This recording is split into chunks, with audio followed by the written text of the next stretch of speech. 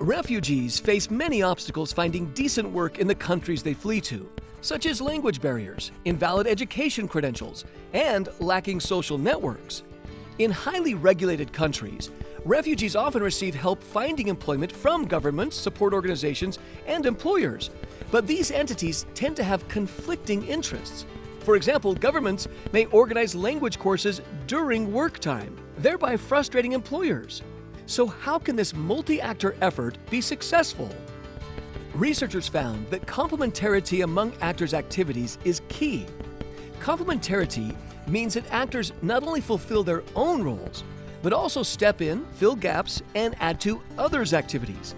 This works when highly motivated individuals go beyond their assigned roles, respond to others, and persevere against barriers. For example, employers may show responsiveness by accommodating refugee employee needs, such as providing childcare and religiously neutral cafeteria food, or by permitting refugees to attend language courses during paid work hours.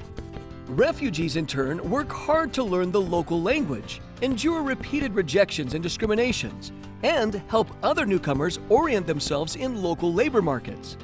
These actions relieve the overloaded public employment service and support organizations. Governmental actors, in turn, may launch networking initiatives to facilitate collaboration and support organizations' launch programs that address systematic gaps in governmental activities and bridge interests of employers and the needs of refugees.